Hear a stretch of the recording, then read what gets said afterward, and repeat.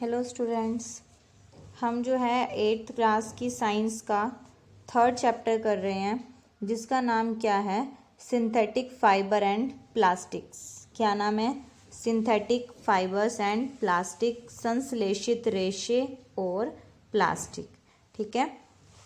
आज डेट क्या है? 27 अप्रैल 2020। ठीक है।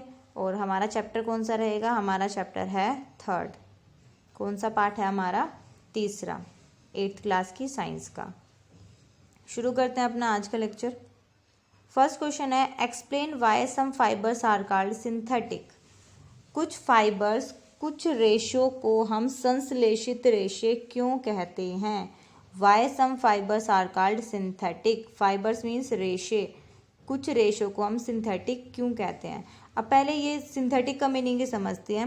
देखिए, रेशे ना दो तरीके के होते हैं। एक तो होते हैं नेचुरल, एक होते हैं नेचुरल और एक होते हैं सिंथेटिक।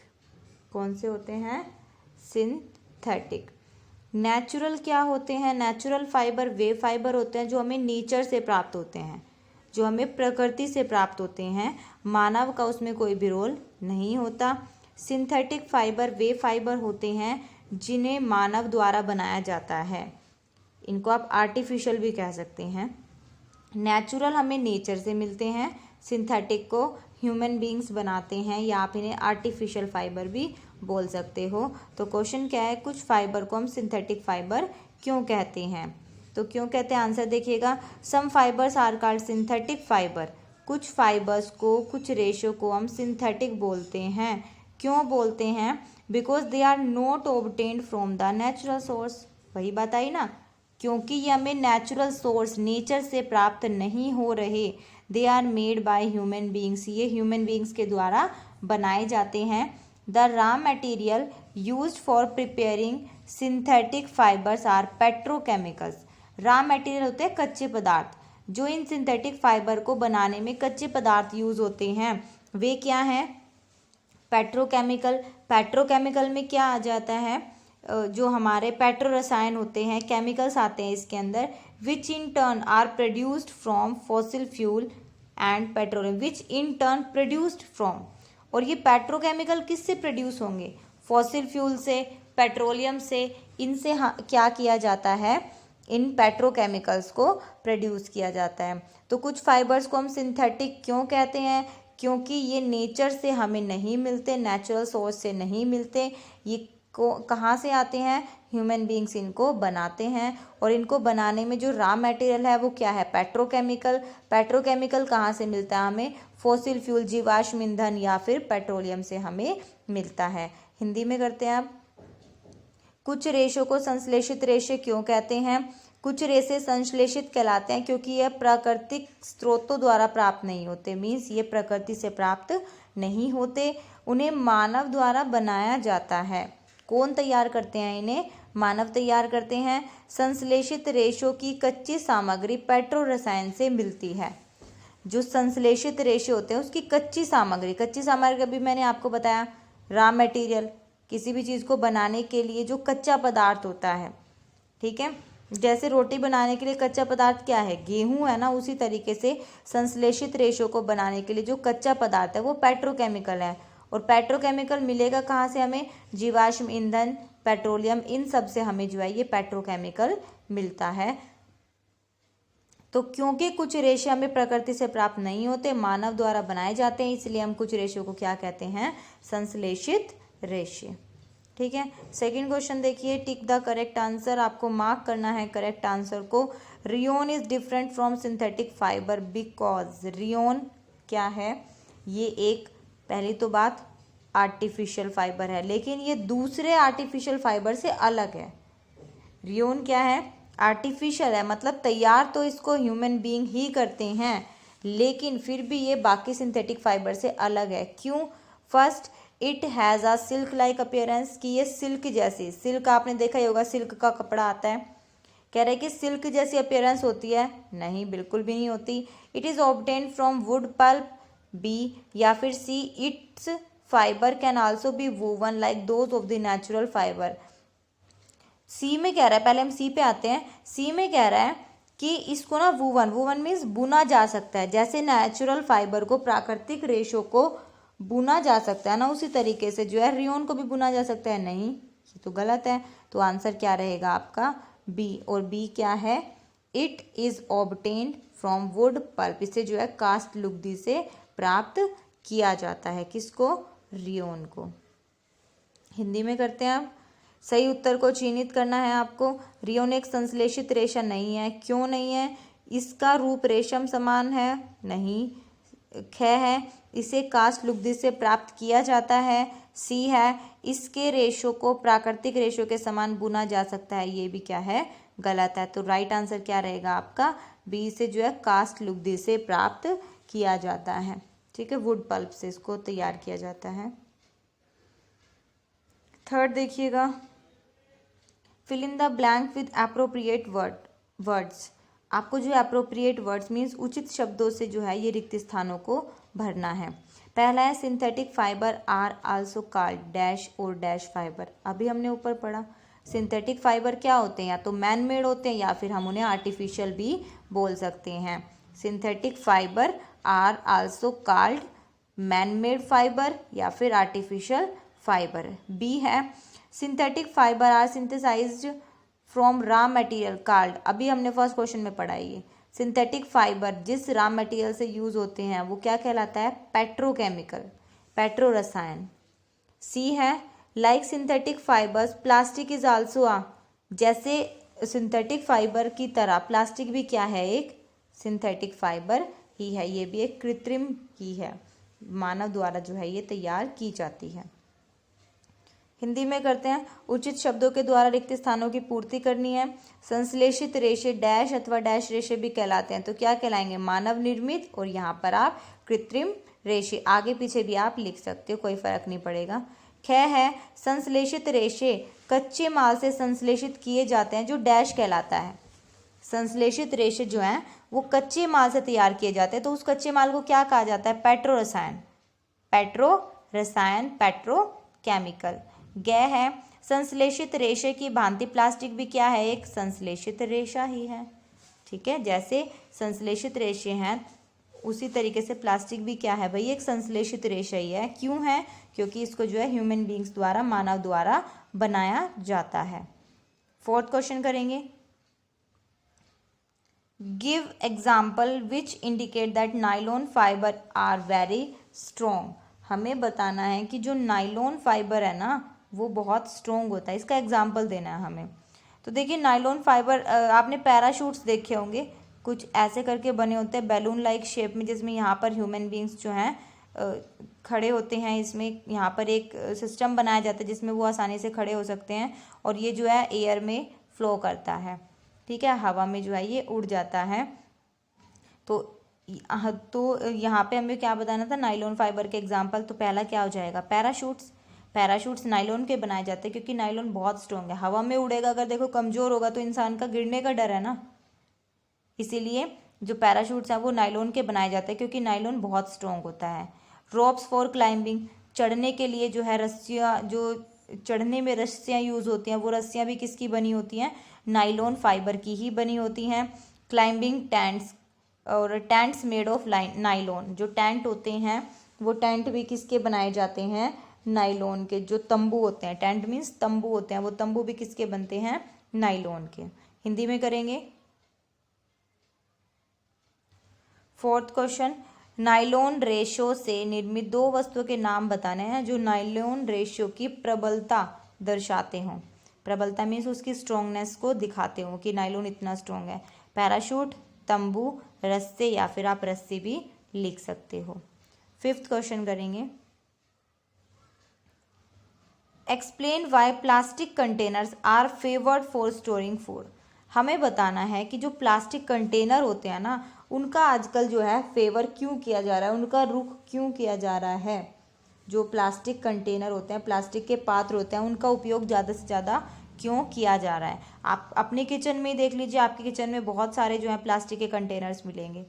तो क्यों यूज़ करते हैं? सस्ते होते हैं, दूसरा अलग अलग कलर में, अलग अलग डिज़ाइन में मिलते हैं, और तीसरी बात ये जो है हमारे खाने की चीज़ों के साथ जो है रिएक्ट नहीं करते, लाइट वेट होते हैं, बहुत सारी खूबियाँ हैं।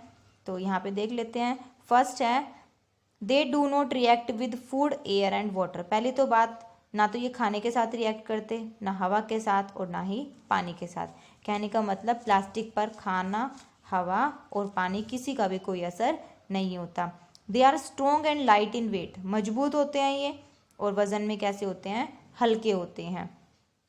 थर्ड है they can have different size, shape and colour. इनकी अलग अलग साइज होता है, अलग अलग शेप, अलग अलग कलर, अलग अलग डिज़ाइन में आप इनको देखते हैं, जिस वजह से क्या हो रहा है, प्लास्टिक का जो है बहुत ज़्यादा यूज़ किया जा रहा है प्लास्टिक कंटेनर के रूप में। फिफ्थ है खाद्य पदार्थों का संचयन करने हेतु, मतलब उन्हें रखने हेतु, खाद्य पदार्थों को रखने हेतु प्लास्टिक पात्रों के उपयोग के 3 प्रमुख लाभ बताने। लाभ तो बहुत सारे हैं, यहाँ पे हमें कितने बताने हैं, 3 बताने हैं। तो देखिए खाद्य पदार्थ संचयन हेतु प्लास्टिक के पात्रों के लाभ। पहला, यह भोजन, पानी और वायु के साथ क्रिया नहीं करते। दूसरा, ये मजबूत और हल्के होते हैं, खाने के साथ, पानी के साथ, वायु के साथ क्रिया नहीं करते, रिएक्ट नहीं करते, कोई असर नहीं होता इनके ऊपर। किनके ऊपर, प्लास्टिक के ऊपर। सेकेंड है ये मजबूत और हल्के होते हैं। प्लास्टिक क्या है, मजबूत भी है और वजन में भी कैसी है, हल्की होती है, एक जगह से दूसरी जगह लेके जाना आसान है। तीसरा, यह विभिन्न आकार, रूप और रंग में उपलब्ध है। अलग अलग शेप होती है, अलग अलग साइज होता है, अलग अलग जो है कलर होता है, इनका अलग अलग डिज़ाइन होता है। तो जिस वजह से क्या हो रहा है, इनको बहुत ज़्यादा जो है यूज़ किया जा रहा है आज के समय में। क्वेश्चन नंबर 6 इम्पॉर्टेंट है ये। Explain the difference between thermoplastic and thermosetting plastic. आपको डिफरेंस बताना है थर्मोप्लास्टिक और थर्मोसेटिंग प्लास्टिक में। Thermoplastic, thermosetting plastic. It can band easily. पहला, इट कैन बैंड इजली, जो थर्मोप्लास्टिक होती है ये आसानी से बैंड हो जाती है, आसानी से मुड़ जाती है। Thermosetting plastic it can not band easily, ये आसानी से नहीं मुड़ती। आपके घर में जो भी प्लास्टिक हो, समझ लो जो आप अपने हाथ से जो है उसको आसानी से मोड़ पा रहे हो वो थर्मोप्लास्टिक है, जिसे नहीं मोड़ पा रहे वो थर्मोसेटिंग प्लास्टिक है। On heating it gate deform. यहाँ पे हम बहुत सारी पहचान करेंगे थर्मोप्लास्टिक और थर्मोसेटिंग प्लास्टिक को पहचानने की। पहली तो हमें मिली गई कि थर्मोप्लास्टिक आसानी से मुड़ जाती है, थर्मोसेटिंग प्लास्टिक आसानी से नहीं मुड़ती। Second, on heating it get deformed. जैसे ही हम इसको हीट करते हैं, गर्म करते हैं, तो ये क्या हो जाते हैं, डीफॉर्म। डीफॉर्म का मतलब इसकी जो शेप होती है, इसका जो आकार होता है वो चेंज हो जाता है, मोर प्रिसाइसली ये पिघल जाती है। सेकंड है इधर थर्मोसेटिंग प्लास्टिक में हीटिंग हैज़ नो इफेक्ट। इसका जो है हीटिंग का थर्मोसेटिंग प्लास्टिक के ऊपर कोई भी असर नहीं होता। Third, it can be used again and again. हम इसको जो है बार बार यूज़ कर सकते हैं। क्यों यूज़ कर सकते हैं, क्योंकि हम बार बार इसको नए सांचे में डालकर नई शेप दे सकते हैं, जिसकी वजह से हम थर्मोप्लास्टिक को बार बार यूज़ कर सकते हैं। Thermosetting plastic it can not be reused. ये तो एक बार जिस शेप में ढल गई ना उस शेप में रहेगी, क्योंकि इसका हीट के ऊपर कोई भी असर नहीं होता। ना हम इसे पिघला सकते, ना हम इसकी शेप चेंज कर सकते और ना ही हम इसे दोबारा यूज़ कर सकते। Fourth point, it can be moulded into various shape on heating. It can be moulded into various shapes on heating. आप हीट करके, गर्म करके इसको अलग अलग सांचों में, अलग अलग शेप में ढाल सकते हो। जैसे पॉलीथीन, पीवीसी हो गया, आपके घर में जो पॉलीथीन है वही आप ले लीजिए, और इधर क्या रहेगा, यहाँ पे तो क्या था कि it can be moulded into various shapes on heating. आप हीट करके, गर्म करके थर्मोप्लास्टिक को अलग अलग शेप में ढाल सकते हो। थर्मोसेटिंग प्लास्टिक में क्या है, it can be moulded only once. इसको सिर्फ आप एक बार शेप दे सकते हो, जो कि इसकी फिक्स्ड शेप होगी। उसके बाद हीट का इसके ऊपर कोई असर नहीं पड़ता। एग्जाम्पल हो गया बेकेलाइट और मेलामाइन। इसका एग्जाम्पल और भी हो सकता है, जैसे आपके घर में जो प्रेशर कुकर होता है ना, प्रेशर कुकर का जो हैंडल बना होता है वो हैंडल ना थर्मोसेटिंग प्लास्टिक का बना होता है। उस हैंडल के ऊपर हीट का कोई भी असर नहीं होता। एक बार उसकी जो शेप हो गई वही शेप फिक्स है, उसको हम चेंज नहीं कर सकते। तो ये हमने जो है डिफरेंस किया है थर्मोप्लास्टिक और थर्मोसेटिंग प्लास्टिक में। अब हिंदी में करते हैं। 6th क्वेश्चन, थर्मोप्लास्टिक और थर्मोसेटिंग प्लास्टिक के मध्य अंतर को स्पष्ट कीजिए। Thermoplastic, thermosetting plastic. थर्मोप्लास्टिक आसानी से मुड़ जाता है, थर्मोसेटिंग प्लास्टिक आसानी से नहीं मुड़ता। गर्म करने पर इसका आकार बदल जाता है, जबकि ऊष्मा का थर्मोसेटिंग प्लास्टिक के ऊपर कोई प्रभाव नहीं होता। इसका हम बार बार उपयोग कर सकते हैं, आप बार बार इसको नई शेप में ढालिए, बार बार इसका यूज कीजिए, लेकिन थर्मोसेटिंग प्लास्टिक का हम बार बार उपयोग नहीं कर सकते। फोर्थ है, गर्म करने पर इसे किसी भी सांचे में ढाला जा सकता है। आप गर्म कीजिए, इसको किसी भी सांचे में ढाल सकते हैं, जो शेप आप देना चाहो वो शेप आप इसको दे सकते हो, जबकि यहाँ पर इसको हम सिर्फ एक ही बार सांचे में ढाल सकते हैं, बार बार हम इसकी शेप चेंज नहीं कर सकते। एग्जाम्पल हो गया पीवीसी, पॉलीथीन। पॉलीथीन को ही आप देख लीजिए, किसी भी सांचे में ढाल लीजिए आप उसे गर्म करके।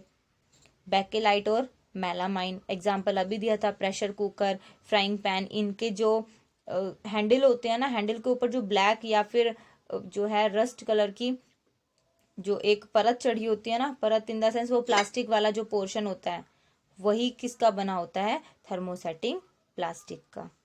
लास्ट क्वेश्चन करते हैं, question number 7, explain why the following are made of the thermosetting plastic. हमें बताना है कि ये थर्मोसेटिंग प्लास्टिक के क्यों बने होते हैं। पहला है सॉसपैन हैंडल्स, दूसरा है electric plugs, switches, plug boards. हमें बताना है कि ये थर्मोसेटिंग प्लास्टिक के क्यों बनते हैं। Sauce pan handles are made of thermosetting plastic. जो सॉस पैन के हैंडल है, जो मैं अभी आपको बता रही थी, वो थर्मोसेटिंग प्लास्टिक के बने होते हैं। क्यों? क्योंकि because this plastic is a bad conductor of electricity. क्योंकि ये जो प्लास्टिक है, जो थर्मोसेटिंग प्लास्टिक है, ये क्या है, बैड कंडक्टर है इलेक्ट्रिसिटी का। फायर रेसिस्टेंस है।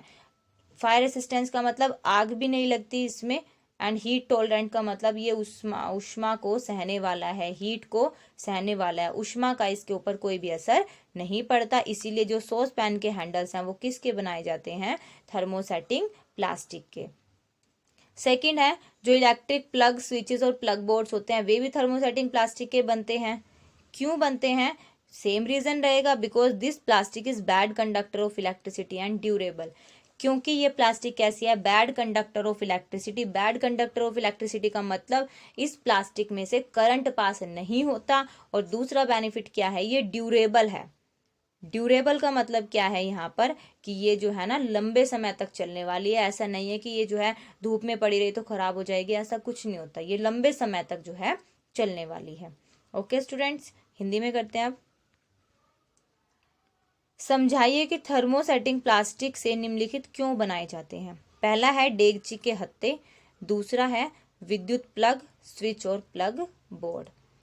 तो डेगची के हत्थे थर्मोसेटिंग प्लास्टिक से बनाए जाते हैं। जो इसके हत्थे होते हैं वो थर्मोसेटिंग प्लास्टिक से बनाए जाते हैं, क्योंकि प्लास्टिक विद्युत का क्या है, कुचालक। कुचालक का मतलब इसमें से करंट पास नहीं होगा। दूसरा, अग्नि को ये सह लेता है, अग्नि का इसके ऊपर कोई असर नहीं होता। उष्मा को भी ये सह लेता है। कौन? Thermosetting plastic. Means thermosetting plastic में से ना करंट पास होता, ना आग का कोई असर होता, ना इसके ऊपर उष्मा का कोई असर होता। ये इन सब को जो है सह लेती है। फिर दूसरा था विद्युत प्लग, स्विच और प्लग बोर्ड थर्मोसेटिंग प्लास्टिक के क्यों बनाए जाते हैं। तो क्यों बनाते हैं, क्योंकि ये विद्युत का क्या है, कुचालक और चिरस्थायी। चिरस्थायी का मतलब लंबे समय तक चलने वाला है। इसके ऊपर जो है ये जल्दी से खराब होने वाला नहीं है, और इसके ऊपर जो है ये करंट का भी कोई असर नहीं पड़ता। ये करंट को अपने में से पास होने नहीं देता। ठीक है स्टूडेंट्स, आज हम जो है ये 7 क्वेश्चन ही करेंगे। हिंदी मीडियम वाले जो है हिंदी मीडियम में करेंगे, इंग्लिश मीडियम वाले इंग्लिश मीडियम में करेंगे, लेकिन करना सबको है।